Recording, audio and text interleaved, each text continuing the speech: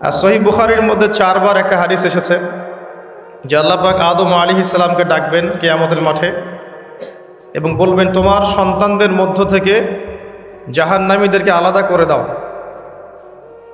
আদম আলাইহিস সালাম বলবেন, কতজন হে আল্লাহ? আল্লাহ পাক বলবেন, প্রতি 1999 জনকে জাহান্নামের জন্য আলাদা করে দাও।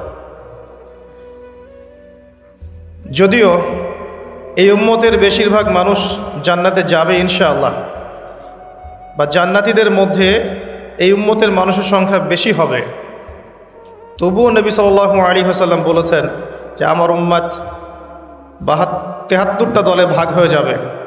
বনু ইসরাঈল 72 দলে ভাগ হয়েছিল। ওয়া তাফতারিকু উম্মতি আলা 73 মিল্লাহ, আমার উম্মত 73টা দলে ভাগ হয়ে যাবে। কুল্লুহুম ফিন্নার, প্রত্যেকটা দলই যাবে জাহান্নামে, ইল্লা মিল্লাতান ওয়াহিদা, একটা মাত্র দল ছাড়া। কিলা মান হিয়া ইয়া রাসূলুল্লাহ, বলা হলো তারা কারা হে আল্লাহ রাসূল সাল্লাল্লাহু আলাইহি ওয়াসাল্লাম? নবীজি বললেন, মা আনা আলাইহি ওয়া আসহাবি, আমি যার উপরে আছি, আমার সাহাবীরা যার উপরে আছে।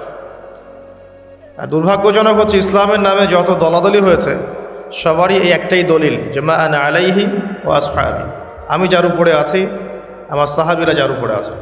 সবাই দাবি করে, আমরা তাই করছি। কেন বেশিরভাগ মানুষ জাহান্নামে যাবে? একটা উত্তর আমরা পেলাম, চোখ দিয়েছি দেখেনি, কান দিয়েছি শোনেনি, কলব দিয়েছি উপলব্ধি করেনি। অর্থাৎ আল্লাহর সত্যের সন্ধান তারা পায়নি, সত্যকে মূল্যায়ন করে নাই, আল্লাহ পাকের বিধানের আনুগত্য করেনি। আরেকটা কারণ আছে, সেটা হলো শিরক। কারণ যে বেশিরভাগ মানুষ জাহান্নামে যাবে তাদের আমল নামায় একটা পাপ থাকবে, খুব কমন পাপ, সেটা হলো শিরকের পাপ। কিভাবে এটা বলতে পারি? এভাবে পারি যে আল্লাহ পাক সূরা নিসার মধ্যে বলেছেন, ইন্নাল্লাহা লা ইয়াগফিরু আন ইউশরাকা বিহি ওয়া ইয়াগফিরু মা দুনা যালিকা লিমান ইয়াশা। আল্লাহ পাক বলছেন, আমি শিরক ছাড়া অন্য যে কোনো গুনাহ যাকে ইচ্ছা ক্ষমা করে দেব। আল্লাহ পাক বলছেন, আমি আল্লাহ পাক শিরকের গুনাহ মাফ করেন না, অন্য যে কোনো গুনাহ যাকে ইচ্ছা আল্লাহ পাক মাফ করে দিবেন ইনশাআল্লাহ। তো আল্লাহ পাক যখন ঘোষণা দিলেন যে শিরক ছাড়া অন্য গুনাহ আমি মাফ করে দেব ইনশাআল্লাহ, শুধু মানুষের সাথে জড়িত বিষয় বাদ দিয়ে, কারণ মানুষের সাথে জড়িত বিষয় আল্লাহ রাব্বুল আলামিনের কাছে ক্ষমা চেয়ে লাভ হচ্ছে না। যেটা মানুষের সাথে জড়িত বিষয় সেটা আল্লাহর কাছে ক্ষমা চেয়ে লাভ হচ্ছে না। ধরেন আপনি কারো গীবত করেছেন, নাউজুবিল্লাহ, কারো সম্পদ আত্মসাৎ করেছেন, কারো প্রতি জুলুম করেছেন, কাউকে গালি দিয়েছেন, চুরি ডাকাতি করেছেন, ছিনতাই করেছেন, অন্যের সম্পদ আত্মসাৎ করেছেন, কাউকে ধর্ষণ করেছেন, অর্থাৎ অন্য কারো সম্মানহানি করেছেন, জান মাল ইজ্জতের হানি করেছেন। এই বিষয়টার ক্ষমা আল্লাহর কাছে পাওয়া যাবে না। এই ক্ষমাটা ওই বান্দার কাছে নিতে হবে যে ভাই আমি আপনার গীবত করেছিলাম, আমাকে মাফ করে দেন। ভাই আমি আপনার সম্পদ চুরি করেছি, এই নেন, ফেরত নেন। ভাই আমি তোমার জমি আত্মসাৎ করেছি, এটা তোমার, তুমি নিয়ে নাও। ভাই আমি তোমার কাছে টাকা ধার নিয়েছিলাম, দেইনি, এই যে দিয়ে দিলাম, শোধ। প্রতিটা বিষয় যেটা মানুষের সাথে জড়িত, হাক্কুল ইবাদ, এটা আল্লাহর কাছে ক্ষমা হবে না, এটা তার কাছেই ক্ষমা নিতে হবে, এবং এটা খুব কঠিন বিষয়। এর জন্য একটা কলবুন সালিম দরকার হয়, মানে সৎ মনের দরকার হয়। আর এই সৎ মন অনেক দাড়ি টুপির ভিতরেও থাকে না। আমি কি বুঝাতে পারছি? এই মনস্তাত্ত্বিক সততা দাড়ি টুপি জুব্বা পাগড়ির ভিতরে নাও থাকতে পারে, এটা ভিতরের ব্যাপার। যার কলব যত বেশি পরিচ্ছন্ন আলোকিত, সে তত বেশি সৎ হবে ইনশাআল্লাহ। কোনো কোনো ক্ষেত্রে আমরা এমনও দেখেছি যে একজন নন মুসলিম হিন্দু সম্প্রদায়ের মানুষ, সে মাপে কম দিচ্ছে না, একজন মুসলিম দিচ্ছে। কোনো কোনো ক্ষেত্রে দেখবেন আপনাদের এলাকায় আগে হিন্দু সম্প্রদায় বেশি ছিল না? আমার জানা মতে রংপুরে এই জায়গায় তো আগে শহর ছিল, তাই না? এখনও এখানে অনেক নিদর্শন আছে। খাঁটি খাবারের জন্য মানুষ তাদের কাছে আসতো, মুসলিমদের দোকানে না গিয়ে তাদের দোকানে যাচ্ছে। তাদের দুধটা হবে খাঁটি, ঘিটা হবে খাঁটি, মিষ্টি হবে খাঁটি। মুসলিমের দোকান বাদ দিয়ে তাদের কাছে যাচ্ছে মানুষ। সততা দিয়ে তারা মানুষের মন জয় করবে। কোনো কোনো ক্ষেত্রে আপনি দেখবেন একজন অমুসলিম রাষ্ট্রের দায়িত্বে আছে, প্রশাসনে আছে, বা সামাজিক দায়িত্বে আছে, ব্যবসা করছে, চাকরি বাকরি করছে, কোনো কোনো ক্ষেত্রে দেখা যায় যে তারা অনেক মুসলিমের চেয়ে বেশি সৎ। হ্যাঁ, ঘুষ নিচ্ছে না, দুর্নীতি করছে না, ব্যবসায় মাপে কম দিচ্ছে না, সিন্ডিকেট করছে না, চোরা কারবারি করছে না, অনেক ক্ষেত্রে দেখা যায়। এই শ্রেণীর মানুষদেরকে আল্লাহবাক হেদায়েত দিয়ে দিতে পারেন। যাদের মনের মধ্যে আল্লাহবাক সততা দেখবেন, আল্লাহবাক তাকে হেদায়েত দিবেন ইনশাআল্লাহ, এটাই নিয়ম। আর যার হৃদয়ের মধ্যে সততা নাই, বাহ্যিকভাবে যদি মনেও হয় যে সে জান্নাতের পথে হাঁটছে, এমন হতে পারে দিন শেষেও জাহান্নামেই যাবে, নাউজুবিল্লাহ। তো যে প্রসঙ্গে এখানে আসলাম, মানুষের সাথে জড়িত হকটা মানুষের সাথেই ডিল করতে হবে। এটা কাবা ঘরের গেলাফ ধরে কানলেও ক্ষমা হবে না, কারণ আল্লাহ পাক তো রহমানুর রহিম নন, শুধু আল্লাহ পাক ন্যায় বিচারকও বটে। কথা কি বুঝতে পারছেন? আল্লাহ পাক শুধু রহমানুর রহিম নন যে সব মাফ করে দিব, একই সাথে শাদীদুল ইকাব, কঠোর শাস্তিদাতাও বটে। এবং আল্লাহ পাকের ন্যায় বিচার, ইনসাফটা সবচেয়ে উপরে। আল্লাহ পাক ইনসাফ করবেন, ইনসাফ করবেন। রহমানুর রহিম কোন অর্থে? আল্লাহ পাক চান যে তার বান্দারা জান্নাতে যাক, এবং তার জন্য আল্লাহ পাক নবী রসুল পাঠিয়েছেন, আসমানি কিতাব পাঠান, মানুষকে খাওয়ান, পড়ান, হেদায়েত দেন, ভালো মন্দ বোঝান, বিবেক দেন, সব কিছু দেন। রহমানুর রহিম ছাড়া কোনো সত্তা এমন করতে পারে? এরপরেও যখন মানুষ জাহান্নামের পথে হাঁটবে, তখন আল্লাহ পাককে আমরা দোষ দিতে পারবো? পারবো না। কিয়ামতের দিনের দরকার ছিল। আগে আমরা ভাবতাম যে কিয়ামতের দিনের কি দরকার ছিল, ছোটবেলায় ভাবতাম আর কি, যে এত সমস্যা, মানুষ হয়ে জন্ম নিয়েই তো বিপদে পড়ে গেলাম, কিয়ামতের দিনে তো অবস্থা খারাপ, কি জন্য আল্লাহ এত কঠিন শাস্তি দিবেন, জাহান্নাম সৃষ্টি করেছেন ইত্যাদি। সত্যিকার অর্থে কিয়ামতের দিন না থাকলে কোনো জালেমের বিচার হতো না, যাদের বিচার দুনিয়া হয়নি। কথা কি বুঝতে পারছেন? যেই জালেমদের বিচার দুনিয়াতে হয় নাই, তারা পার পেয়ে যেত। কিয়ামতের মাঠ আছে বলেই তারা পার পাবে না। আর যে মাজলুমরা দুনিয়াতে কেঁদেছে, দুনিয়াতে কষ্ট সহ্য করেছে, সাফার করেছে, তাদের জন্য সুসংবাদ কিয়ামতের মাঠ, তারা সেখানে প্রতিদান পাবে ইনশাআল্লাহ। এজন্যই কিয়ামতের মাঠের দরকার ছিল, না হলে সব জালেম কি হতো? পার পেয়ে যেত, যারা দুনিয়াতে বিচার পায়নি। তো এর জন্য সৎ মনের দরকার। যদি মানুষের সাথে জড়িত বিষয় থাকে, তাকে ফেরত দিতে হবে। যদি আপনি জনগণের সম্পদ আত্মসাৎ করে থাকেন, সবার সামনে দাঁড়িয়ে বলতে হবে যে তোমাদের এই সম্পদ ছিল, আমি আত্মসাৎ করেছি, আমার সম্পদ থেকে এগুলো নিয়ে নাও। তারপরে জান্নাতের প্রশ্ন আসবে, তার আগে নয়। এত সহজ নয়।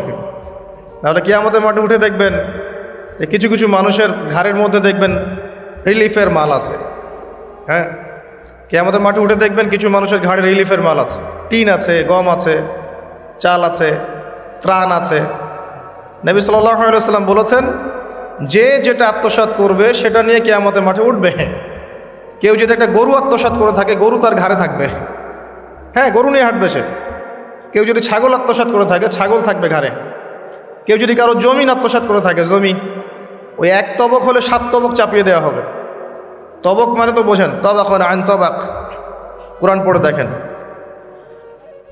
এর জন্য দুনিয়াতে হকটা মেটাতে হবে, এটা খুব ডিফিকাল্ট। ওমর রাদিয়াল্লাহু আনহু একবার একজন বেদুইনের বুকের মধ্যে লাঠি দিয়ে আঘাত করেছিলেন। আঘাত করাটা তার জন্য জায়েজই ছিল ওই সময়, কারণ সে বিরক্ত করছিল বারবার। ওমর রাদিয়াল্লাহু আনহু রাষ্ট্রীয় বড় দায়িত্ব পালনে ব্যস্ত ছিলেন। এই সময় একজন বেদুইন এসে তার জামা ধরে টান দিচ্ছে, দিয়ে বলছে যে আমার কথা শোনেন, আমার কথা শোনেন। তিনি ব্যক্তিত্ব সম্পন্ন মানুষ ছিলেন, লাঠি দিয়ে একটু গুতা দিয়েছেন, দেখছো না আমি ব্যস্ত আছি। একটু পরেই তার চিন্তা হলো, আমি কি জুলুম করে ফেললাম? একজন সাহাবীকে পাঠালেন তাকে ডেকে নিয়ে আসুন। সেই সাহাবী তাকে ডেকে নিয়ে আসলেন। এবার সেই ব্যক্তিকে দাঁড় করিয়ে ওমর রাদিয়াল্লাহু আনহু বলছেন, আমিরুল মুমিনিন, অর্ধ জাহানের খলিফা, অর্ধেক বিশ্বের খলিফা, ছোট্ট একটা কান্ট্রির না, পুরো অর্ধেক বিশ্বের খলিফা। তিনি বলছেন, এই লাঠি নাও। হাদা সদরি ইন আরাত, এই যে আমার বুক, তুমি যদি চাও আমার বুকে ওইভাবেই গুতা দিয়ে প্রতিশোধ নিয়ে নাও। আমি কি বুঝাতে পারছি কথা কিছুটা? এই ব্যক্তি হতভম্ব হয়ে গেল যে সত্যি কি উনি আমাকে এই কথাটা বলছেন। তিনি আমিরুল মুমিনিন হয়ে এই কথা বলছেন যে আমার বুকের মধ্যে লাঠি দিয়ে আঘাত করে তুমি প্রতিশোধ নিয়ে নাও। উমর রাদিয়াল্লাহু আনহু বলছেন, হ্যাঁ এটা করো, কিয়ামতের মাঠে আমাকে আল্লাহর ওয়াস্তে জবাবদিহি করায়ও না। তখন সেই ব্যক্তি বলছে, আমিরুল মুমিনিন, আমার এটার কোনো প্রয়োজন নেই, আমি আপনাকে মাফ করে দিলাম। উমর ইবনুল খাত্তাব তিনি বলছেন যে আল্লাহ তোমাকে মাফ করে দিন। সুবহান। এই ছিল ইনসাফ। যদি মানুষের সাথে জড়িত কোনো হক থেকে থাকে তাহলে এই দুনিয়াতেই পরিশোধ করতে হবে। কারো টাকা নিয়ে থাকলে টাকা ফেরত দিয়ে দিবেন। কারো যদি জমির সম্পত্তি কোনোভাবে ঝগড়াঝাটি হয়ে থাকে, জমি নিয়ে নিয়েছেন কোনোভাবে, ফেরত দিয়ে দিবেন। যদি বোনের সম্পত্তি পাওয়ার অধিকার থাকে দিয়ে দিবেন। যার যার হক তাকে তাকে দিয়ে দিবেন। পরকালের জন্য নিউট্রাল হয়ে যান। পরকালে মানুষের সাথে জড়িত কোনো হক নিয়ে ওঠেন না, খুব ডিফিকাল্ট। কি হবে তাহলে? পরিণতিটা এটা হবে, নবী সাল্লাল্লাহু আলাইহি ওয়াসাল্লাম বলেছেন, কিয়ামতের মাঠে কিছু মানুষ উঠবে যারা নামাজ, রোজা, হজ, জাকাত, সাদাকা এরকম অনেক নেকি নিয়ে উঠবে।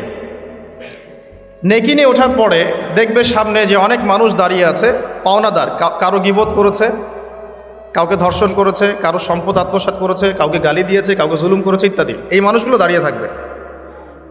ওই সময় তো আর বেচা কেনার সুযোগ নাই, পরিশুদ্ধ হওয়ার সুযোগ নাই। আল্লাহ পাক তখন বলবেন যে এই ব্যক্তিদের নেকি তাদের আমল নামায় দিয়ে দাও, পাওনাদারদের আমল নামায় এই নেকি দিয়ে দাও। ও নামাজ, রোজা, হজ, জাকাতের নেকি থেকে তাদের ঋণ শোধ করা হবে। এবং শোধ করতে করতে যদি নেকি শেষ হয়ে যায় তখন ওই ব্যক্তিদের গুনাহ থেকে গুনাহ এই ব্যক্তির আমল নামায় যুক্ত করা হবে। পরিশেষে এই ব্যক্তি যাবে জাহান্নামে, ওরা চলে যাবে জান্নাতে। বলে নাউযুবিল্লাহ। দুনিয়াতে আল্লাহর সাথে জড়িত বিষয় থাকতে পারে, পরকালে যেন মানুষের সাথে জড়িত কোনো হক রাখেন না। এটাই প্রথম নসিহত। আল্লাহ রাব্বুল আলামিন এটাই বলেছেন যে নিশ্চয়ই আল্লাহ শিরক ছাড়া সমস্ত গুনাহ মাফ করতে পারেন। তার মানে আমরা বুঝতে পারছি যে বেশিরভাগ মানুষ জাহান্নামে যাবে তাদের আমল নামায় শিরকের পাপ থাকবে। কিসের পাপ থাকবে? শিরকের পাপ থাকবে।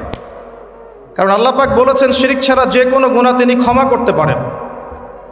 এবং মেরাজের রাতে যখন নবী সাল্লাল্লাহু আলাইহি ওয়াসাল্লাম আল্লাহর সাথে সাক্ষাৎ করেছেন, আল্লাহ পাক 3টা প্রতিশ্রুতি দিয়েছেন, 3টা হাদিয়া, উপহার। একটা হচ্ছে 50 ওয়াক্ত নামাজ, যেটাকে আমরা এখন 5 ওয়াক্ত পড়ি। 5 ওয়াক্ত পড়লে আপনি 50 ওয়াক্তের নেকি পাবেন ইনশাআল্লাহ। আর এই উম্মতের যে কোনো নেকির কাজ 10 দিয়ে গুণ করা হবে। একটা ভালো কাজ করলে আপনি 10 গুণ নেকি পাবেন, আল্লাহ পাক এটা বলে দিয়েছেন।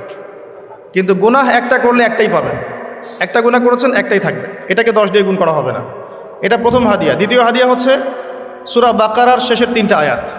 সূরা বাকারার শেষের 3টা আয়াত, লিল্লাহি মা ফিস সামাওয়াতি, এখান থেকে ফানসুরুন আলাল কওমিল কাফিরিন পর্যন্ত। এটা একটা হাদিয়া। এবং নবী সাল্লাল্লাহু আলাইহি ওয়াসাল্লাম বলেছেন, রাতের বেলা কেউ যদি এই 3টা আয়াত পড়ে ঘুমায়, ঘুমানোর আগেই 3টা আয়াত পড়ে নিয়ে ঘুমায়, বা মাগরিবের নামাজের পর থেকে পড়া শুরু করে, কারণ মাগরিবের পর থেকে রাত শুরু হয়। পশ্চিমা বিশ্বের মতো 12টার পর থেকে রাত শুরু হয় না ইসলামে, সূর্য ডুবলেই রাত শুরু হয়। তো নবী সাল্লাল্লাহু আলাইহি ওয়াসাল্লাম বলছেন তার আমল নামায় সারা রাত ইবাদতের নেকি দেওয়া হবে ইনশাআল্লাহ।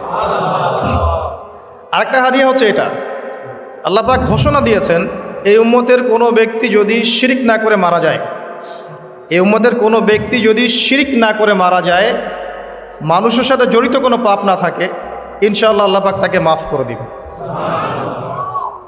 আর এই সূরা নিসার আয়াতটাও এটাই প্রমাণ করছে। আল্লাহ পাক বলছেন, ইন্নাল্লাহা লা ইয়াগফিরু আন ইউশরাকা বিহি, আল্লাহ পাক শিরকের গুনাহ মাফ করেন না। ওয়া ইয়াগফিরু মা দুনা যালিকা লিমান ইয়াশা, এবং এছাড়া যে কোনো পাপ আল্লাহ পাক যাকে ইচ্ছা মাফ করতে পারেন।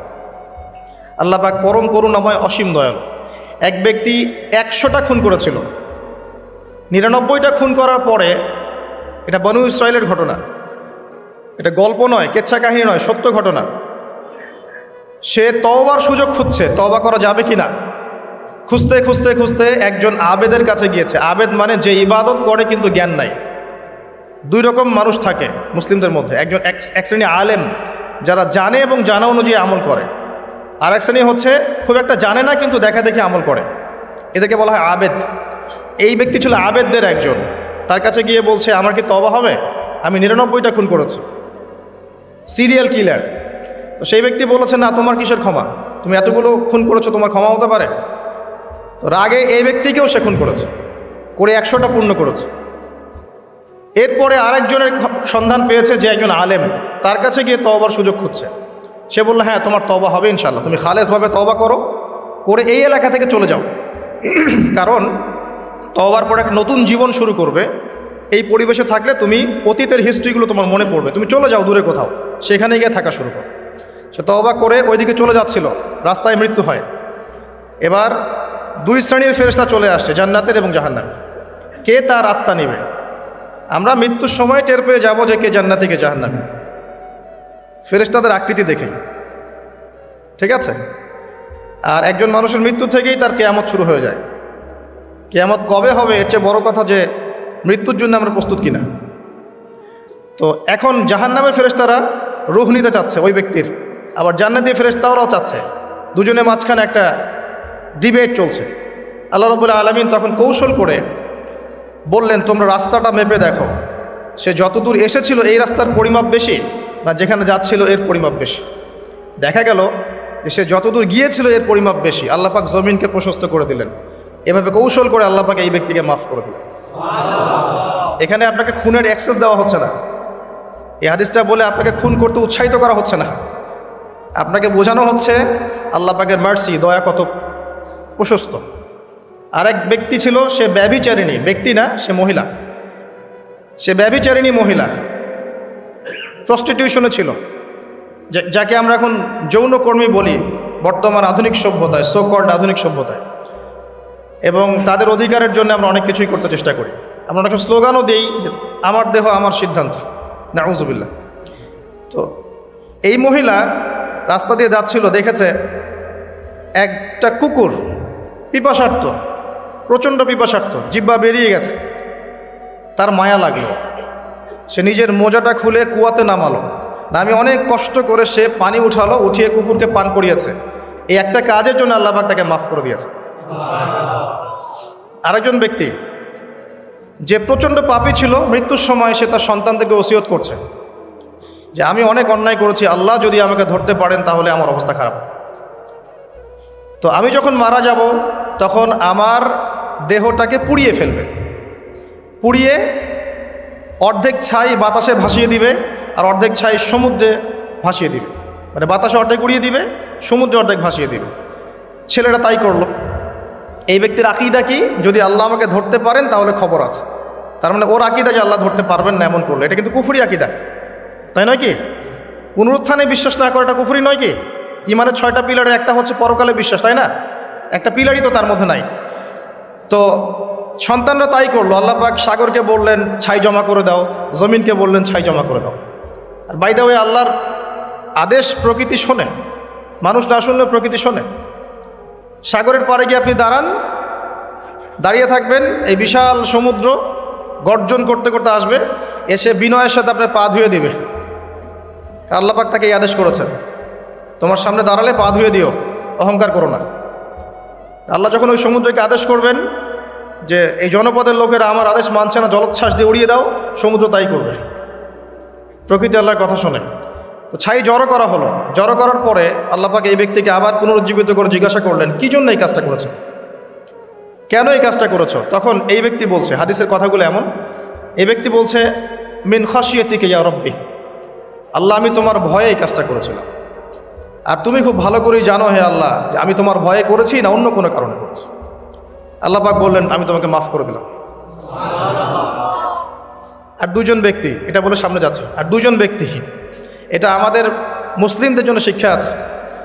আমরা মুসলিমরা মনে করি যে আমরা সুপিরিয়র হয়ে গেছি, মাশাআল্লাহ জুমার নামাজে আসি, রমজানের রোজা রাখি, মাঝে মাঝে একটু জাকাত দেই, সুযোগ পেলে একটা হজ উমরা করে আসি, তাই না?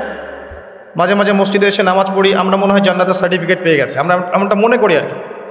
দুই ব্যক্তি, একজন অনেক আল্লাহওয়ালা মানুষ, আর একজন হচ্ছে যে আল্লাহর দিনের খুব একটা পরোয়া করে না।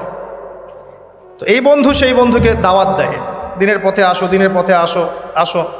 এই ব্যক্তি শোনে না। তো একদিন এই ব্যক্তি বলে ফেললো, যে ব্যক্তি একটু পায়াস টাইপের রিলিজিয়াস মুসলিম, সে বলে ফেললো যে আল্লাহ তোকে কখনো মাফ করবে না। কথাটা শোনেন, আল্লাহ তোকে মাফ করবে না, তোকে এত ডাকি দাওয়াত দিই, তুই কথা শুনিস না। মৃত্যুর পরে আল্লাহ পাক এই দুইজনকে জীবিত করলেন, জীবিত করে বললেন, কে তোমাকে ইখতিয়ার দিয়েছে যে আমি কাউকে ক্ষমা করব কি করব না এই বিষয়ে সিদ্ধান্ত দেওয়ার। আজকে আমি ওকে মাফ করে দিলাম আর তোমাকে জাহান্নামে দিলাম। যাও। যার মনের মধ্যে যার্রা পরিমাণ অহংকার থাকবে সে ব্যক্তি জান্নাতে যেতে পারবে না। আর অহংকার এবং রিয়াটা এত সূক্ষ্ম যে অন্ধকার রাতে কালো পাথরের উপরে যদি কালো পিঁপড়া হাঁটে, এটা যেমন সূক্ষ্ম, রিয়া এবং অহংকার এতটাই সূক্ষ্ম। এবং যখন আপনারা ইসলামিক ব্যক্তিত্বদেরকে নিয়ে আইওয়াশ এবং শোডাউনে লিপ্ত হন, তখন অহংকার তাদের মনের মধ্যে চলে আসতে পারে। এই বিষয়গুলো থেকে সম্পূর্ণ দূরে থাকা উচিত। আল্লাহ পাক আপনাদেরকে বোঝার তৌফিক দান করুন। শিরকের পাপ থেকে বেঁচে থাকুন, মানুষের সাথে জড়িত পাপ থেকে বেঁচে থাকুন। আল্লাহ পাক পরম করুণাময়, অসীম দয়ালু। আল্লাহ পাক সমস্ত গুনাহ মাফ করতে পারেন। এর মানে এই নয় যে গুনার এক্সেস দেওয়া হচ্ছে, লাইসেন্স দেওয়া হচ্ছে, এমনটা নয়। আল্লাহ পাকের দয়া বোঝানো হচ্ছে। আল্লাহ আপনাকে ভালোবাসেন এবং আল্লাহই আপনাকে প্রকৃত অর্থে ভালোবাসেন, বাকিরা আপনাকে স্বার্থের জন্য ভালোবাসেন। মনে রাখবেন, প্রকৃত অর্থে শুধু আল্লাহই তার বান্দাদেরকে ভালোবাসেন, বাকিরা মানুষের অবস্থানকে ভালোবাসে, মানুষের ব্যক্তিসত্তাকে নয়, আপনার আত্মাকে নয়, আপনার অবস্থানকে। এটা আপনি হারে হারে উপলব্ধি করবেন যত দিন যাবে। বাকি বিষয়গুলো স্বার্থকেন্দ্রিক। আল্লাহ রাব্বুল আলামিনের ভালোবাসা স্বার্থকেন্দ্রিক নয়, নিঃস্বার্থ। তাই আল্লাহর জন্যে ভালোবাসুন। মাকে ভালোবাসেন আল্লাহর জন্যে, বাবাকে ভালোবাসেন আল্লাহর জন্যে, আপনি সন্তান সন্ততিকে ভালোবাসেন আল্লাহর জন্যে, স্ত্রীকে ভালোবাসেন আল্লাহর জন্যে। তাদের জন্যে করেন আল্লাহকে সন্তুষ্ট করার জন্যে, তাদের কাছে কিছু পাওয়ার আশায় না। যখন আপনি কারো কাছে কিছু পাওয়ার আশা করবেন তখন তার কাছ থেকে কষ্ট পাবেন। যখন কারো কাছে কিছু পাওয়ার জন্যে আপনি আশা করবেন তখন তার কাছে কষ্ট পাবেন। এর বাইরে একটা ভালোবাসা থেকে, ডিভাইন, আল্লাহর পক্ষ থেকে আসে। সেই দুই ব্যক্তি যারা আরশের ছায়া ছায়া পাবে, ওই 7 শ্রেণীর মধ্যে এক শ্রেণী হচ্ছে ওই দুই ব্যক্তি যারা একে অপরকে শুধু আল্লাহর জন্য ভালোবাসত। এই ভালোবাসা, মুআমালাত, আপনার ওঠা বসা, চলাফেরা, ইবাদত, প্রতিটা কাজ হোক শুধু আল্লাহর সন্তুষ্টির জন্য। এটাই হচ্ছে তাওহীদের চূড়ান্ত লেভেল। তখন গিয়ে আপনি আল্লাহর মারেফত বুঝতে পারবেন, আল্লাহকে আপনি আপন করে পাবেন। যখন ডাকবেন দেখবেন আল্লাহ আপনার কাছে আছে। এমন সময় দেখবেন মনে মনে কিছু চিন্তা করেছেন যে আমার এটা দরকার, দেখবেন বাসায় গিয়ে ওটা হাজির আপনার সামনে। নবী সাল্লাল্লাহু আলাইহি ওয়াসাল্লাম এটাই বলেছেন, জুতার ফিতার প্রয়োজন হলেও আল্লাহর কাছে চেয়ে নাও। তোমার যদি জুতার ফিতার প্রয়োজন হয় আল্লাহর কাছে চেয়ে নাও, কারো কাছে চেয়েও না। আব্দুর রহমান বিন আউফ রাদিয়াল্লাহু আনহু মদিনায় গিয়েছেন হিজরত করে। অন্য একজন সাহাবী বলছেন, আমার 2টা বাড়ি আছে, একটা নিয়ে নেন, 2টা জমি আছে, একটা নিয়ে নেন। আব্দুর রহমান বিন আউফ তিনি বলছেন, আরিনি আইনা সুক, আমাকে দেখিয়ে দাও যে বাজার কোথায়। অল্প কিছু খেজুর কিনলেন, আল্লাহর প্রতি তাওয়াক্কুল করে গায়রতের পরিচয় দিলেন, ব্যক্তিত্বের পরিচয় দিলেন, দিয়ে তিনি চলে গেলেন বাজারে। বাজারে গিয়ে ব্যবসা শুরু করলেন। মাত্র 7 বছরের ব্যবধানে তিনি মদিনার শ্রেষ্ঠ ধনীদের একজন হয়েছে। আল্লাহর হয়ে যান, শুধু আল্লাহকে আপন করে নেন, দেখবেন সব কিছু আপনার অনুকূলে ইনশাআল্লাহ। ইন্না সলাতি ওয়া নুসুকি ওয়া মাহইয়ায়া ওয়া মামাতি লিল্লাহি রাব্বিল আলামিন, এই কনসেপ্টে আসেন। ইব্রাহিম আলাইহিস সালাম বলেছেন, আমার সালাত, আমার যত কুরবানি, আমার জীবন, আমার হায়াত, মৃত্যু সব কিছু আল্লাহর জন্য। তখন দেখবেন দুনিয়াতে যদি আল্লাহর পথে চলতে আপনি বাধা পান, বিপত্তি পান, কষ্ট পান, দুঃখ কষ্ট আসে, বালা মুসিবত আসে, আপনার মুখে হাসি থাকবে। আপনি বুঝবেন এগুলো আল্লাহর জন্য, আল্লাহ এগুলোর প্রতিদান দিবেন ইনশাআল্লাহ। এবার আসেন আরেকটা পয়েন্টে এসে আমি আলোচনা শেষ করতে চাই। আমাদের সামনে একটা মৌসুম অপেক্ষা করছে আল্লাহর ক্ষমা পাওয়ার। 3 শ্রেণীর মানুষের জন্য নবী সাল্লাল্লাহু আলাইহি ওয়াসাল্লাম অভিশাপ দিয়েছেন। অভিশাপ, এক শ্রেণী তারা যারা বৃদ্ধ পিতামাতাকে পেয়েছে, তাদের সেবা যত্ন করে জান্নাত লাভ করতে পারে নাই। যে দৃশ্যটা দিন দিন বাড়ছে, পিতামাতাদের খেদমত করাটাকে এখন আমরা ফরজ বলে মনে করি না, বরং আমরা স্ত্রী সন্তানের খেদমতটাকে ফরজ বলে মনে করি। বৃদ্ধাশ্রমের সংখ্যা বাড়ছে। বৃদ্ধাশ্রমের কোনো জায়গা নেই ইসলামে, বরং মায়ের পায়ের নিচে সন্তানের বেহেশতের কথা বলা হয়েছে। পিতার সন্তুষ্টিতেই সন্তানের জান্নাত জাহান্নাম নির্ধারণ হবে, এমনটা বলা হয়েছে। এই শ্রেণী মানুষের জন্য অভিশাপ, ধ্বংস। নবী সাল্লাল্লাহু আলাইহি ওয়াসাল্লাম ধ্বংসের দোয়া করেছেন। আরেক শ্রেণী তারা যাদের সামনে নবী সাল্লাল্লাহু আলাইহি ওয়াসাল্লামের নাম উচ্চারিত হয়, তারা দরুদ শরীফ পড়ে না, সাল্লাল্লাহু আলাইহি ওয়াসাল্লাম এটা পড়ে না। জুমার দিনে যে কাজগুলো বেশি বেশি করবেন তার মধ্যে একটা হচ্ছে দরুদ পড়বেন, বেশি থেকে বেশি। আল্লাহ পাকের এক শ্রেণীর ফেরেশতা আছেন যারা দরুদ কালেক্ট করেন এবং নবী সাল্লাল্লাহু আলাইহি ওয়াসাল্লামের রওজা এবং কবরে পৌঁছে দেন। নবী সাল্লাল্লাহু আলাইহি ওয়াসাল্লাম উত্তর দেন। এটা কিভাবে দেন এটা ব্যাখ্যা আমরা করতে পারবো না, কারণ সব কিছু যুক্তি, দর্শন, বিজ্ঞান দিয়ে প্রমাণ করা যাবে না। পশ্চিমারা যা শিখাচ্ছে যে যুক্তি, বিজ্ঞান, দর্শন, পরীক্ষা নিরীক্ষা, পর্যবেক্ষণের মাধ্যমে যা লাভ করা যায় তাই জ্ঞান, এর সাথে ইসলাম সম্পূর্ণভাবে একমত না।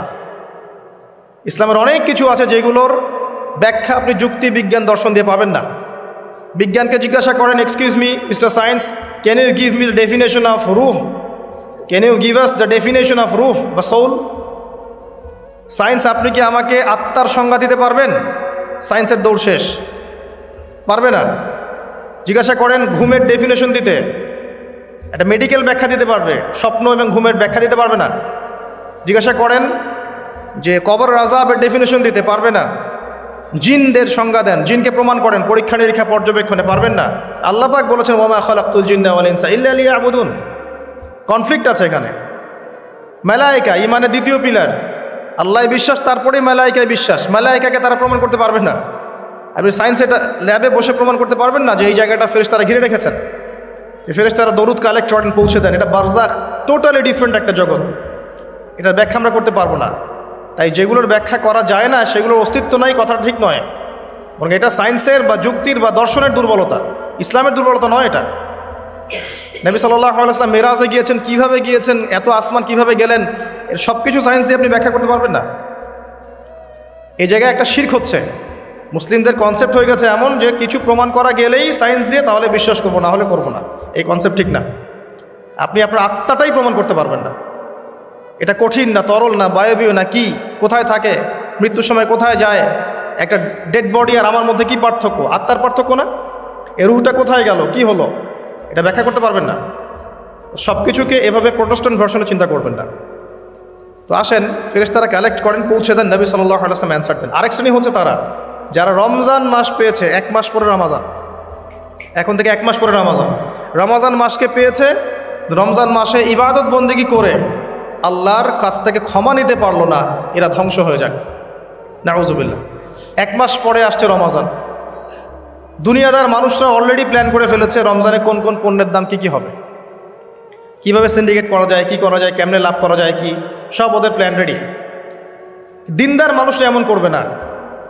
দিনদার মানুষ যারা ক্ষমা পেতে চায় তাদের কয়েকটা কাজ আমি বলে শেষ করছি। 1 নাম্বার, রমজান মাসে 5 ওয়াক্ত নামাজ জামাতে পড়ার চেষ্টা করে, পারবেন না? ইনশাআল্লাহ। হঠাৎ করে কিন্তু একটা জায়গায় শুরু করা যায় না। রমজান থেকেই শুরু করব এমনটা করা যাবে না, কিন্তু আগে থেকেই স্টার্ট করতে হবে, তাহলে রমজানে গিয়ে আপনি ফ্লো সৃষ্টি করতে পারবেন। এই ফ্যান ছেড়েছেন, ফ্যানটা কি ধাপ করে এত জোরে হয়েছে? আস্তে আস্তে আস্তে আস্তে বেড়েছে। একটা স্পিড আসতে সময় লাগে। আপনি প্রথমে দৌড় শুরু করেই তো বাইকে আপনি 100 টানতে পারবেন না, আপনাকে গ্র্যাজুয়ালি যেতে হবে। এটাই সুন্নাহ, আল্লাহ পাকের সুন্নাহ গ্র্যাজুয়াল। দিন থেকে রাত কিন্তু ধাপ করে হয় না, আস্তে আস্তে হয়। রাত থেকে দিন আস্তে আস্তে হয়। আপনি এখান থেকে শুরু করেন, শাবান মাস থেকে। শাবান মাসে মাঝে মাঝে কিছু রোজা রাখেন, কয়েকটা সম শাবান মাসে রাখেন। নবী সাল্লাল্লাহু আলাইহি ওয়াসাল্লাম শাবানে বেশি বেশি রোজা রাখতেন। আল্লাহ পাক আমাদেরকে তৌফিক দান করুন, যাতে রমজানে গিয়ে আমাদের কষ্টটা কম হয়। 5 ওয়াক্ত নামাজ জামাতে পড়ার চেষ্টা করেন। সেহরিতে এমনভাবে খাবেন না যে মনে হয় এটাই আপনার জীবনের শেষ খাওয়া, এভাবে খাবেন না। সেহরিতে কম খান, যত বেশি খাবেন তত বেশি আপনি অলস হয়ে যাবেন। মুসলিমদের উচিত নয় খুব বেশি ভরপেট খাওয়া, এবং এই সুন্নাতটা এখন কিতাবের মধ্যে আছে, আমাদের বডি এবং আমলের মধ্যে সুন্নাতটা খুব একটা নাই। যত বড় আশেকের রসুল দেখবেন তত বড় ভুঁড়ি, এটাই বাস্তবতা। আমরা ভোগবিলাসী হয়ে গেছি আর কি। এটা আখিরুজ্জামানের সাইন। নবী সাল্লাল্লাহু আলাইহি ওয়াসাল্লাম বলেছে শেষ জামানে এক শ্রেণী মানুষ আসবে যাদের উঁচু ভুঁড়ি থাকবে, ঠেস দিয়ে বসে থাকবে এবং আরামপ্রিয় হবে। হাদিসের পাতায় পাতায় এগুলো আছে, কি বলা নাই হাদিসে। ঈসা ইবনে মারইয়াম যখন আসবেন সিরিয়ার দামেস্কের সাদা মসজিদের মিনারের উপরে, তখন তার মাথা দিয়ে টপ টপ করে পানির ফোঁটা পড়বে, এটাও হাদিসে বলা আছে। মাসিহুদ দাজ্জালকে তিনি কোথায় মারবেন, কোথায় হত্যা করবেন, সেটাও হাদিসে আসছে, প্যালেস্টাইনের বাবেলুদ নামক জায়গায়। কি নাই ইসলাম? সব কিছু আছে। মানতে পারি না সেটা ডিফারেন্ট বিষয়, কিন্তু স্বীকার করতে হবে যে আছে, ইনশাল্লাহ জান্নাত যাওয়া যাবে। মানতে পারি না, আমল করতে পারি না, প্রতিবন্ধকতা আছে, সেটা আল্লাহ পাক এক্সকিউজ নেবেন হয়তোবা, কিন্তু আগে স্বীকার করতে হবে, আকীদা ঠিক করতে হবে যে হ্যাঁ এখানে সলিউশন আছে। আল্লাহ পাক এতটুকু করার তৌফিক অন্তত আমাদেরকে দান করুন। ইফতারেও কম খাবেন। ইফতারে সারাদিন রোজা রেখে বেশি খাবেন না। খেতে হলেই পেটের 1 ভাগ খান, 1 ভাগ ফাঁকা রাখেন, আপনি ইবাদত করে স্বাচ্ছন্দ্য বোধ করবেন। ইফতারে বেশি খেলে তারাবির নামাজ পড়তে পারবেন না, এবং তারাবি জামাতে পড়ার চেষ্টা করবেন। তারাবি সালাতে সুন্দর করে লম্বা করে পড়ার চেষ্টা করবেন, সময় লাগুক 1 ঘন্টা 2 ঘন্টা। সবচেয়ে উন্নত মানের হাফেজকে রাখবেন, যার তেলাওয়াত শুনলে নামাজে মনোযোগ বাড়ে, সুমধুর তেলাওয়াত করবে, পুরো কোরআন খতম করবে। আমরা মনোযোগের সাথে তারাবি করবো ইনশাআল্লাহ। তারাবি সলাতের মাঝখানে দোয়া করবেন, সেজদায় বেশি বেশি দোয়া করবেন, রমজান মাসে দোয়া কবুল হয়। রোজা রাখা অবস্থায় বেশি বেশি দোয়া করবেন, নিজের জন্যে, পরিবারের জন্যে, আত্মীয় স্বজনের জন্যে, দেশের জন্যে, উম্মার জন্যে, সবার জন্য দোয়া করবেন। দোয়ার মধ্যে সাম্প্রদায়িক হবেন না, স্বার্থপর হবেন না, সবার জন্য দোয়া করতে শেখেন। আল্লাহ পাক আপনার দোয়া বেশি বেশি কবুল করবেন ইনশাআল্লাহ। রমজান মাসে জাকাতগুলো দিয়ে দিবেন। জাকাত হচ্ছে ইসলামিক ইকোনমিক্সের বেস, জাকাতটাই বেস। শুধুমাত্র একটা কাজ যদি করতে পারতাম আমরা, এটা যাদের ক্ষমতা আছে তারা যদি কখনো মূল্যায়ন করে হয়তোবা উপকার হবে। এই দায়িত্ব আমাদের না, আমাদের দায়িত্ব শুধু প্রচার করা। শুধু যদি জাকাতটা কালেক্ট করা যেত একটা সিস্টেমেটিক ওয়েতে, বাংলাদেশে এমনও মানুষ আছে যার একজনের জাকাতের টাকা দিয়ে 100টা পরিবার চলবে, এবং এটা প্রতি বছর আসবে, এক বছর না, প্রতি বছর নিসাব পরিমাণ সম্পদ হলেই জাকাত আসবে। দেখবেন একটা হিউজ ক্যাপিটাল আমাদের তৈরি হতো। এটা দিয়ে আপনি বড় বড় মেগা প্রজেক্ট করতে পারতেন। দুর্ভাগ্যজনক, এটাতে আমরাই জাকাত দিতে চাই না। অনেক মুসলিম আছে নামাজ পড়ে জাকাত দেয় না, অনেক মুসলিম আছে নামাজ পড়ে সুদ খায়, নামাজ পড়েই ঘুষ খাচ্ছে, নামাজ পড়েই দুর্নীতি করছে। নামাজি ব্যক্তি, কপালের সেজদার দাগ আছে। আমি এমনও দেখেছি আমার সাথে আল্লাহ রাস্তায় সময় দিয়েছে তাবলিগে, বোনের সম্পত্তি দেয়নি, বোনের হক দেয়নি, বোনকে বুঝিয়েছে যে তুমি না নিলে তো এটা নেকির কাজ, তুমি ছেড়ে দিলে এটাই নেকির কাজ, সব হবে তোমার। তা আমরাও কম না ভাই, তো আগে নিজে ভালো হই, মানুষের ভালো নিয়ে পরচিন্তা করি। আলাইকুম আনফুসাকুম, নিজের নফসের খবর নেই। মানুষকে সংশোধন করা অনেক কঠিন বিষয়, নিজে সংশোধন না হলে মানুষকে সংশোধন করা যায় না। এটাই আমাদের সমস্যা, আমরা আগে নিজেরটা চিন্তা না করে মানুষেরটা চিন্তা করি। আল্লাহ পাক আমাদেরকে বোঝার তৌফিক দান করুন, বক্তা শ্রোতা সবাইকে আমল করার তৌফিক দান করুন। রমজান মাসে আরও কিছু কাজ করুন, বেশি বেশি ইফতার করাবেন, বেশি থেকে বেশি মানুষকে ইফতার করাবেন। পারা যাবে ইনশাআল্লাহ। একজন রোজাদারকে ইফতার করালে ওই ব্যক্তির রোজার নেকি আপনি পাচ্ছেন, এবং আপনার নেকি থেকে কাটা হবে না, বরং আপনাকে এক্সট্রা বোনাস দেওয়া হবে। প্রত্যেক দিন মসজিদে আসর থেকে মাগরিব পর্যন্ত দার্সে হাদিসের ব্যবস্থা করেন।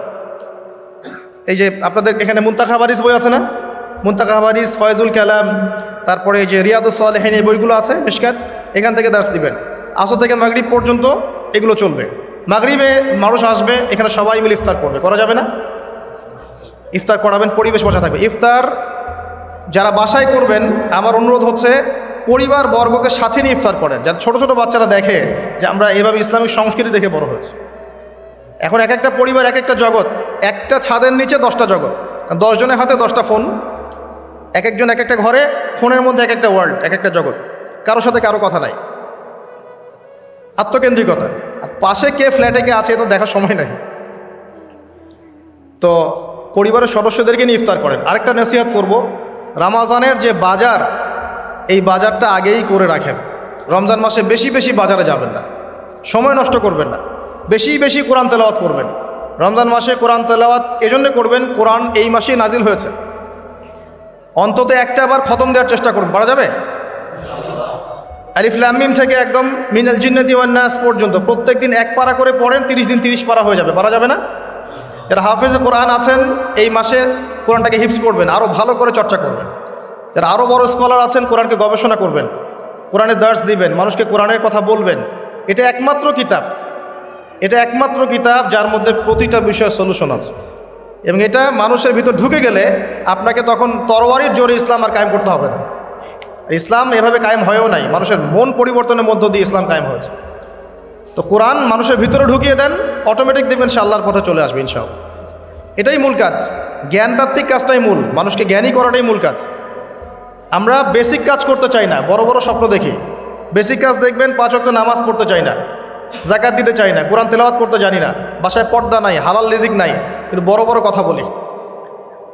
ব্যক্তি জীবন ঠিক করা উচিত আগে, বড় বড় কথা অনেক পরে। এগুলো সময় না, এখন প্রাইমারি লেভেলের কাজ ঠিক নাই, ভিত্তি ঠিক নাই, আপনি বাড়ি বানাবেন কীভাবে? রমজান মাসে কোরআন তেলাওয়াত করেন, বেশি বেশি আল্লাহ জিকির করেন। হিসনুল মুসলিম একটা বই আছে, হিসনুল মুসলিম, বইটা মুখস্থ করে ফেলেন। বইয়ের মধ্যে প্রচুর জিকির দেওয়া আছে, দোয়া দেওয়া আছে, এগুলো করেন। রমজান মাসে আল্লাহ আপনার দোয়া কবুল করবেন ইনশাআল্লাহ। তারাবি নামাজ পড়েন, একসাথে ইফতার করেন, বাজারগুলো আগে করে ফেলেন, বাজারে বেশি সময় দিবেন না। আর স্পেশালি শেষের দশকে মহিলাদের হাতে টাকা পয়সা দিবেন না, যাতে তারা মার্কেট ঘুরে পরিবেশ নষ্ট করে, এই কাজটা করবেন। আপনি বাজারঘাট করে দিবেন। শেষ দশকে দেখা যায় যে আমরা আমাদের টাকা পয়সাগুলো বাসায় ফ্যামিলি থেকে দেই, বা শেষের দশকে সারা মার্কেট ভর্তি, এরা ঘুরে বেড়াচ্ছে মার্কেট, লাইলাতুল কদরের কোনো খবর নাই। ইভেন আমরাও শেষের দশকে দেখবেন মার্কেটে আরও বেশি ব্যস্ত হয়ে যায়। এত ব্যস্ত হতে হবে কেন? একটা নতুন জামা দরকার, তো এটা এখন কিনে ফেলেন। এখন ঈদের নিয়েতে একটা জামা কিনে ফেলে রেখে দেন না, সমস্যা কি? শেষ দশকে আল্লাহ রাব্বুল আলামিন বলেছেন একটা রাত আছে যেই রাতে ইবাদত করলে 1000 মাস ইবাদতের নেকি পাওয়া যায়। এই রাতে আপনি যা চাবেন তাই পাচ্ছেন। ওই রাতটা নবী সাল্লাল্লাহু আলাইহি ওয়াসাল্লাম ফিক্স করে দেননি, বলেনি যে 87 হবে, 29ই হবে, 23ই হবে, কখনো না। তিনি বলেছেন শেষের বিজোড় রাতগুলোর মধ্যে একটা, 21, 23, 25, 27, 29, 5টার মধ্যে একটা হবে যে রাতে কোরআন নাজিল হয়েছে। আর এটা আল্লাহ ভালো জানেন কবে হবে, আপনি বলতে পারবেন। এই জন্য শেষ দশকে যদি ইতিকাফ করতে পারি তাহলে এই রাতটা পাওয়ার সম্ভাবনা বেশি। নাও পারি, বাসায় তারাবি পড়ে গিয়ে শেষ রাতে আবার জাগতে হবে, রাত জাগতে হবে আলো জ্বেলে রেখে উৎসবের উৎসাহে। এভাবেই রাত জাগতে হবে, জাগতে হবে রাত আলো জ্বেলে রেখে উৎসবের উৎসাহে। আল্লাহ পাক আমাদেরকে বোঝার তৌফিক দান করুন। এরপর ঈদের দিনের আগে ফেতরা দিয়ে দিবেন, সাদাকাতুল ফিতর দিয়ে দিবেন, আল্লাহর ওয়াস্তে জাকাত দিয়ে দেন। জাকাত না দিলে আপনার এই সম্পদটা আপনাকে এই কপালে, গালে, পিঠে আর বুকে আল্লাহ রাব্বুল আলামিন ধাতুতে পরিণত করে কিয়ামতের মাঠে লেপটে দিবেন। নাউযুবিল্লাহ। বলবেন হাযা মা কানাসতুম লিআনফুসিকুম, এটাই তো এই সম্পদ যা তুমি জমা করেছিলে, আমার হক দাওনি। এই রমজান মাসে এই আমলগুলোর মধ্য দিয়ে আমরা তাকওয়া অর্জন করতে পারবো ইনশাআল্লাহ, আল্লাহর ক্ষমা পাবো ইনশাআল্লাহ। এবং আশা করা যায় এই ওসিলায় আল্লাহ পাক আমাদের সবাইকে পরকালেও নাজাত দিয়ে দিতে পারেন। এবং রমজান মাসে একটু মানব সেবামূলক কাজ করার চেষ্টা করবেন। এতিমদের পাশে দাঁড়ান, বিধবাদের পাশে দাঁড়ান, বৃদ্ধ বৃদ্ধাদের পাশে দাঁড়ান, কিছু করেন সমাজের জন্যে, দেশের জন্যে, উম্মার জন্য কিছু করেন। আপনার যে প্রতিভা আছে এটা দিয়ে কিছু করে যান। ভালো কিছু করলে বৃথা যাবে না, ইনশাআল্লাহ পরকালে পাবেন।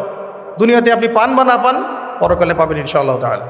আর আমরা ব্যবসায়ীদেরকে রিকোয়েস্ট করব, শেষ কথা, রমজান মাসে আল্লাহর ওয়াস্তে জিনিসপত্রের দাম বাড়িয়ে দিবেন না, কৃত্রিম সংকট তৈরি করবেন না, সিন্ডিকেট করবেন না, নিত্য প্রয়োজনীয় জিনিসের দাম বাড়িয়ে দিবেন না। এই মাসে বরং দাম কমিয়ে দেন, আল্লাহ আপনার ব্যবসায় বরকত দিবে ইনশাআল্লাহ। এই মাসে যারা কাপড়ের ব্যবসায়ী কাপড় দেন, খাবারের ব্যবসায়ী খাবার খাওয়ান, দাম কমিয়ে দেন, দেখবেন আল্লাহ আপনার রিজিকের দায়িত্ব নিয়েছেন। আপনি আপনার রিজিকের দায়িত্বশীল নন। যদি মনে করেন যে আপনি আপনার রিজিকের দায়িত্বশীল, আপনি শিরক করছেন। একজন ব্যক্তি সুদের চাকরি করছে, সে যদি মনে করে এই চাকরি ছেড়ে দিলে আমার পরিবার চলবে না, আমি চলতে পারবো না, তাহলে ইনডাইরেক্টলি সে বলছে যে সে তার রিজিকের দায়িত্বশীল। সে চলতে পারবে কি পারবে না কে জানে এটা। এমন অনেক মানুষ আছে যাদের কানে এই লেকচারগুলো পৌঁছেছে সুদ সংক্রান্ত, তারা 60,000, 70,000, 80,000 টাকার চাকরি ছেড়ে দিয়েছে, কৃষিকাজ করছে, কফি শপ দিয়েছে, কাপড়ের ব্যবসা করছে। এখন আমাদেরকে মেসেজ পাঠায়, আমাকে বলে ভাই পরিবারে বরকতের শেষ নেই আলহামদুলিল্লাহ। আগে বরকত ছিল না, 1 লাখ টাকা বেতন পেতাম, মা অসুস্থ, বোন অসুস্থ, স্ত্রীর সমস্যা, এই ক্যান্সার, ওই অসুস্থতা, এখন কোনো রোগ নাই, আল্লাহ ভালো করে দিয়েছে। তো আল্লাহ পাক বারাকা দিবেন। হালালে থাকেন আল্লাহর ওয়াস্তে, হারামে যায় না। বেসিক কিছু কাজ করেন, পড়াশোনা করেন, কোরআন তেলাওয়াত করেন, কোরআনটা বোঝার চেষ্টা করেন, নবী সাল্লাল্লাহু আলাইহি ওয়াসাল্লামের সুন্নাহ মতো চলার চেষ্টা করেন, পরিবারের আদর্শটা ঠিক করার চেষ্টা করেন, হালাল খান, মানুষকে ইসলামের দাওয়াত দেন, অমুসলিমদেরকে ইসলামের সৌন্দর্য ফুটিয়ে তোলেন যাতে করে তারা এই সৌন্দর্য দেখে ইসলামের দিকে আসতে পারে। এবং কারো প্রতি জুলুম করবেন না, অত্যাচার করবেন না, নির্যাতন করবেন না, এবং আত্মহংকারে ভুগবেন না যে আমরাই শ্রেষ্ঠ, সবাই বাতিল, এমনটা মনে করবেন না। মুসলিমদেরকে এক মনে করেন, সবাইকে সাথে নিয়ে ইসলামের সৌন্দর্য দিয়ে কোরআন এবং সুন্নাহর সমাজ গঠন করার চেষ্টা করেন। আল্লাহ সবাইকে তৌফিক ইনায়াত করুন, আমিন। আমি এই বলে আমার সংক্ষিপ্ত বয়ান এখানেই শেষ করছি। আকুলু কওলি হাযা আস্তাগফিরুল্লাহ।